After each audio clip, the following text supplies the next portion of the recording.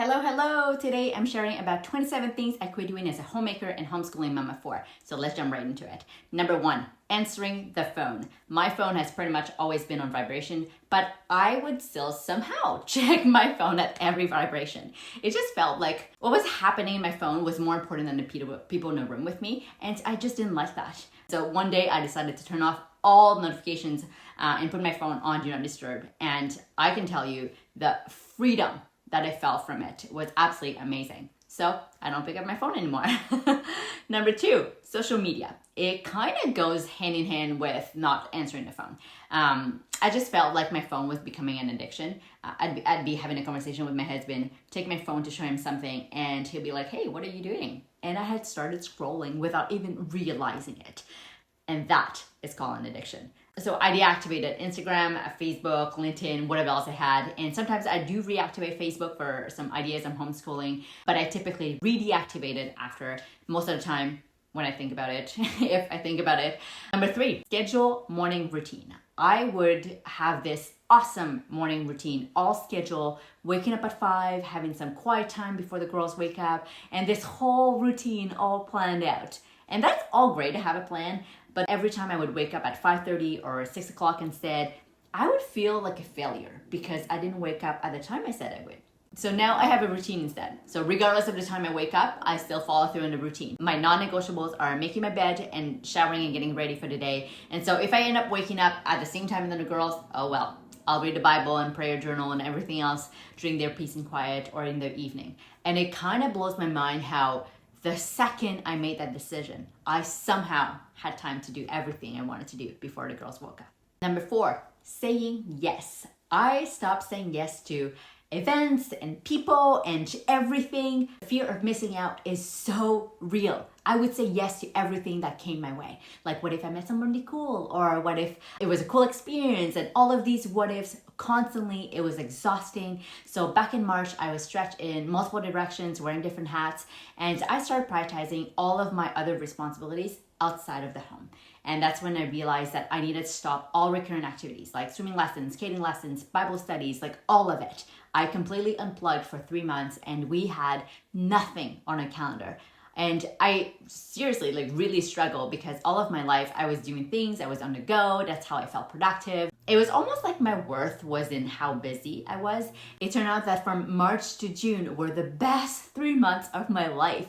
It felt so amazing that we decided to keep up our calendar completely open for summer. And yeah, I stopped saying yes. Number 5, holding grudges. I am so not proud of this, but for the longest time, I prided myself saying that I was the master at holding grudges. Then I read Romans 12:17-19 that says, "Repay no evil with evil, have regard for good things in the sight of all men, and if it is all possible, as much as it depends on you, live peacefully with all men. Do not avenge yourselves, but rather give place to wrath, for it is written, 'Vengeance is mine, I will repay,' says the Lord."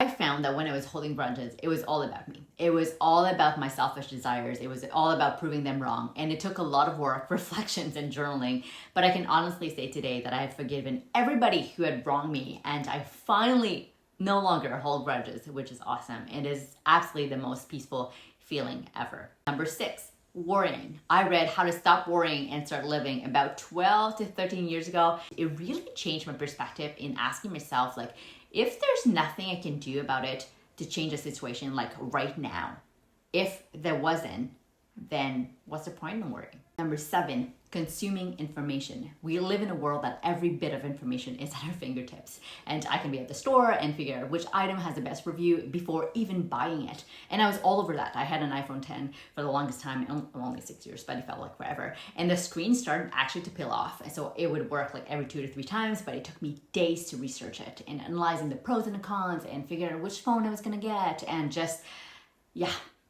information. Number 8, downloading all apps. I'm all about productivity and convenience, so I downloaded all of the apps possible, bank apps, Starbucks app, Bible app, everything app, until it cluttered my phone so much.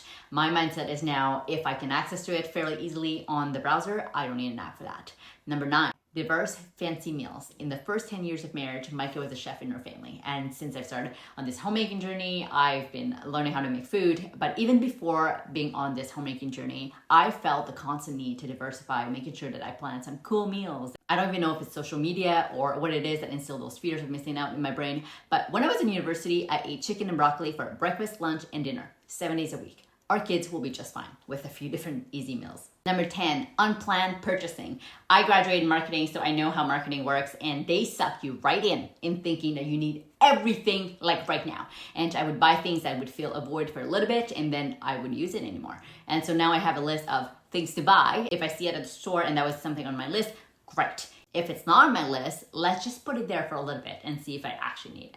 Number 11, processed foods. I've had IBS for like ever. After my first pregnancy, Micah and I went on this journey of figuring out what was wrong with my body, essentially. And so we cut out chicken and then beef and then pork and then all the meats.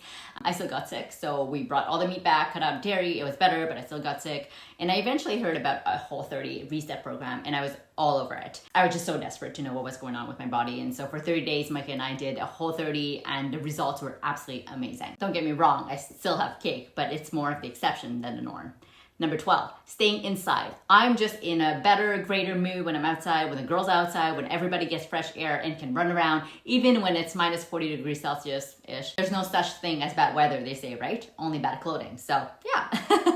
Number 13, competing against my husband. When I've learned that, well, it's more so when I apply the concept of being in submission to my husband and not competing against him, all these nice theories that I know and wouldn't apply because I thought we were the exception. When I apply those concepts, our marriage absolutely flourish. The big S word, like submission, gets such a bad rep, but I found that I'm way happier when I get to serve my husband. Number 14, I think.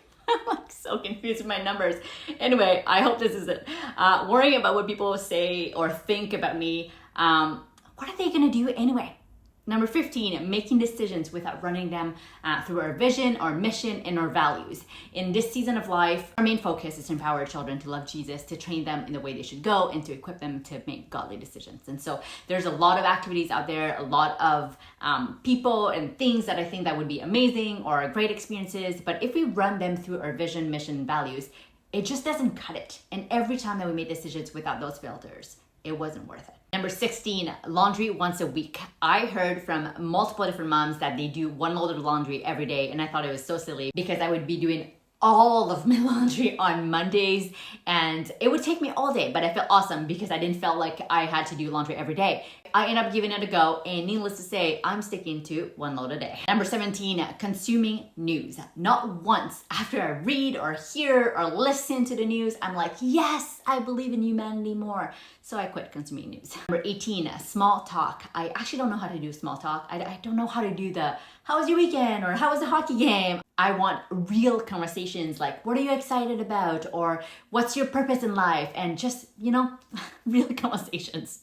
Number 19, wearing regular shoes. I have a chronic neck pain that comes and go every little bit. I basically live at a chiropractor because of a mild scoliosis. And so I started doing some more research in depth about all of that, and I discovered barefoot shoes. I was quite intrigued by the whole community and how they claim barefoot shoes is so much better for you. And I became obsessed with the topic. I found out how much our feet are meant to be barefoot without a heel, like even on a tiny bit of elevation, like in a training shoe, and how the shape of our shoes should be wider to allow our toes to move. And of course, I'll still wear heels for some occasions, but for everyday shoes, I'm all barefoot. And for whatever that's worth, I haven't gone back to the chiro in over a year due to neck pain. Number 20, staying up late, just not doing it. I need my peace and quiet in the morning before the girls wake up to start my day properly. And when I stay late, I don't wake up. Number 21, getting my hair cut. In learning to be a homemaker, I learned how to cut our 6-year-old's curly hair. It's a bit different from a straight Asian hair, but hey, I can cut hair now. Number 22, feeling the need to subscribe to everything and everybody. It became a point where it would stress me out if I missed one video or one podcast or one whatever. And so instead of adding value to my life, it added stress. And so I unsubscribe from everything. And when I want to watch or listen to something, then I'll go ahead and do it. That goes hand in hand with receiving email newsletters. Unsubscribe.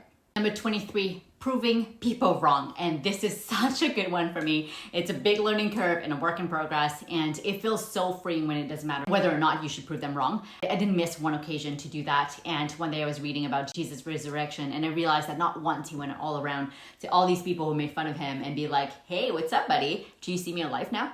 And that story really, really humbled me. And so yeah, it's been so freeing, so peaceful to just let go. Like, God knows, I know, moving on. Number 24, comparing myself. We all have different stories, stuff behind closed doors. We have no idea of what people are going through, and so it's not worth it. Number 25, shopping. I personally now feel like it's a waste of time for me, and I used to love shopping. It's like we have different priorities now, different interests. I don't know. Since we've been living more of an intentional, simple life, I'd rather just go online and order the exact thing I need and move on with my day than go through 3 million stores to find what I need. Number 26, expecting perfection. When I finally let it go, our home became so much more peaceful, joyful, and everybody was happier. Number 27, expecting my husband to fulfill my needs. And that was a big one for me. Mike and I read tons of marriage books from 5 love languages, his need, her needs, love and respect, just everything. And the second that I've learned that my husband is not responsible to fulfill my needs, God is, it changed our marriage. I was happier, Micah was happier, the kids were happier because we weren't fighting about nonsense. It was just absolutely amazing. It's a great thing for both of us to be aware of those languages, the needs, and what we can do to serve each other. But Micah's human, he'll fall short sometimes, and I'm human, I'll make mistakes sometimes. So it was a big learning curve for me, it still is, to stop expecting my husband to fulfill my needs. And there you go, all these things that I stopped doing so we can live a more peaceful and joyful and intentional life. Thanks for hanging out.